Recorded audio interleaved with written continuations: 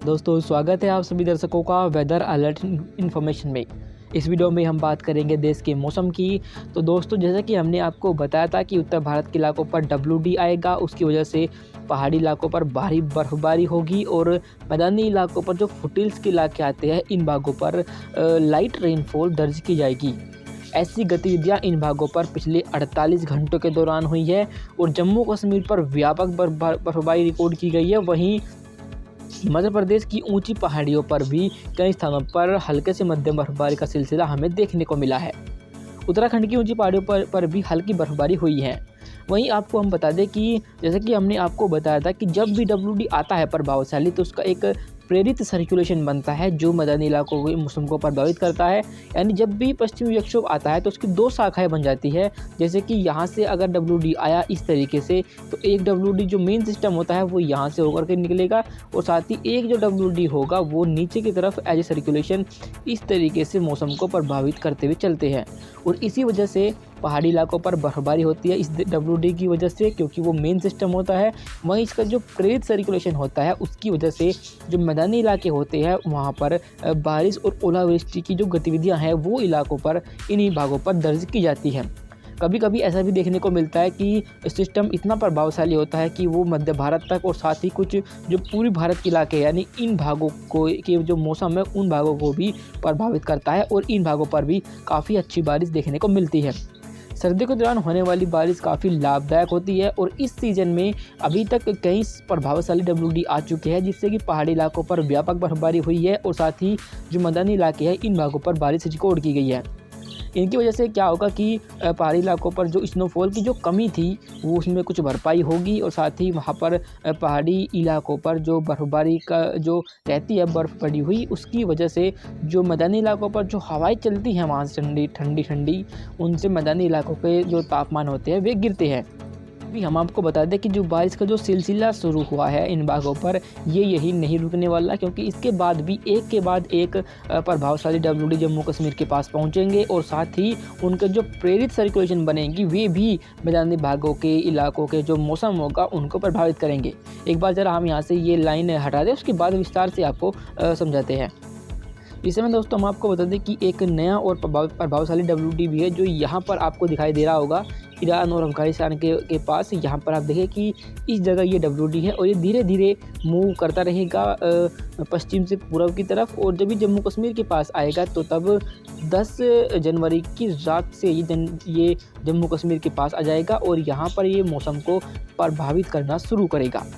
इसकी वजह से क्या होगा कि यहाँ पर एक सर्कुलेशन बनेगा जो काफ़ी इंटेंस होगा और ये सर्कुलेशन काफ़ी तेज़ी के साथ यानी एक बार फिर से जैसे कि गतिविधियाँ 27 और 28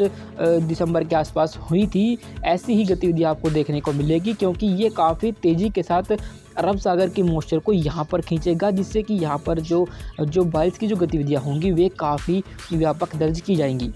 उसके बारे में हम आपको विस्तार से आगे वीडियो में बताते रहेंगे। आइए अब जानते हैं विस्तार से कि किन किन भागों पर आज बारिश होने की संभावना है।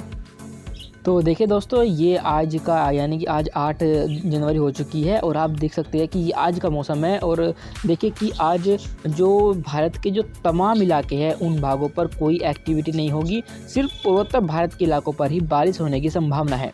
वजह क्या है कि जो WD यहाँ पर था वो यहाँ से इस तरीके से आगे मूव कर चुका है और साथ ही जो निचले स्तर पर जो WD निकलता है वो इस तरीके से फुटहिल्स के साथ आगे बढ़ता रहता है और वो यहाँ के मौसम को प्रभावित आज करेगा। यानी आज अरुणाचल प्रदेश, असम, मेघालय, मणिपुर, मिजोरम और त्रिपुरा इन सभी भागों पर कई स्थानों पर हल्के बारिश होने की संभावना दिखाई दे रही है और साथ ही जो ऊंची पहाड़ियाँ हैं अरुणाचल प्रदेश की यहाँ पर हल्के से मध्यम जो स्नोफॉल होता है वो भी आपको आज इन भागों पर देखने को मिलेगा।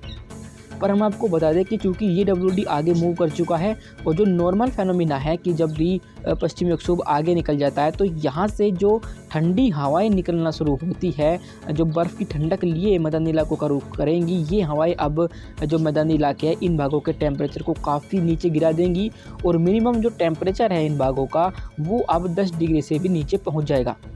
ऑलरेडी इन भागों पर जो कोल्ड डे की जो स्थिति है वो लगातार बनी हुई है, क्योंकि यहाँ पर जो धूप का जो प्रभाव है वो नहीं हो पा रहा। उसके पीछे जो वजह है वो थी कि पिछले दिनों इन भागों पर काफ़ी बारिश हुई थी, जिसकी वजह से यहाँ पर मॉइस्चर लगातार बना हुआ है और पिछले 48 घंटों के दौरान भी एक बार फिर से कई इलाकों पर बारिश हुई है, जिससे कि यहाँ पर एक बार फिर से जो मॉइस्चर है वो बन चुका है। इन भागों पर धूप का प्रभाव इसलिए नहीं पहुंच पा रहा क्योंकि यहाँ पर एक जो कोहरे की जो लेयर होती है आपने अपर एल्टीट्यूड पर देखी होगी, क्योंकि लोअर एल्टीट्यूड पर जो हवाएं है वो काफ़ी तेज़ है और जब हवाएं तेज़ होती है तो वो जो नीचे जो कोहरा बनता है उसे ऊपर ले जाती है और ऊपर कोहरा एक लेयर बना लेता है। और यहाँ पर ये जो इलाके आते हैं हमारे उत्तर भारत के तमाम इलाके, यहाँ से लेकर इन इलाकों तक ये लेयर बनी हुई है, जिससे कि इन भागों पर जो सूर्यदेव है हमारे वो बाहर नहीं निकल पा रहे और जब तक सूर्यदेव बाहर नहीं आएंगे तो इन भागों पर जो टेम्परेचर है वो ऊपर नहीं जा पाएगा। पर लेकिन अब इन भागों पर जो शीतलहर की स्थिति है वो भी अब इन भागों पर आपको दिखाई देगी, पर ये ज़्यादा लंबी नहीं होगी क्योंकि इसके पीछे एक और WD आ रहा है जो यहाँ पर इस समय बना हुआ है और ये 10 जनवरी के आसपास जम्मू कश्मीर के पास आ जाएगा और तब एक बार फिर से इन भागों पर जो एक्टिविटी है बारिश की वो आपको देखने को मिलेंगी। बाकी आप देख सकते हैं कि देश के तमाम इलाकों पर कोई भी एक्टिविटी होने की संभावना नहीं है। उत्तर भारत पर मौसम बिल्कुल साफ़ रहेगा, सिर्फ पूर्वी भारत पर भी मौसम साफ़ रहेगा। दक्षिण भारत और पश्चिम भारत इन तमाम इलाकों पर मौसम बिल्कुल साफ़ रहने की संभावना हमें आज दिखाई दे रही है। जो गतिविधियाँ होंगी वो सिर्फ पूर्वोत्तर भारत के इलाकों पर ही दर्ज की जाएंगी। इसके बाद आगे बढ़े और 9 जनवरी के मौसम को देखें तो देखिए 9 जनवरी को भी कोई एक्टिविटी इन भागों पर नहीं होगी और तब जो WD यहाँ पर था वो और आगे मूव कर जाएगा, जिससे कि यहाँ पर जो बर्फ़बारी और बारिश हो रही थी वो बंद हो जाएगी। पर कल भी यहाँ पर कहीं कहीं पर छिटपुट बारिश आपको देखने को मिलेगी क्योंकि काफ़ी ऊँची पहाड़ियाँ है, जिससे कि मॉइस्चर एकदम आगे इन भागों पर मूव नहीं कर पाएगा। इसलिए यहाँ पर आज कल भी कुछ ना कुछ एक्टिविटी आपको देखने को मिलेगी।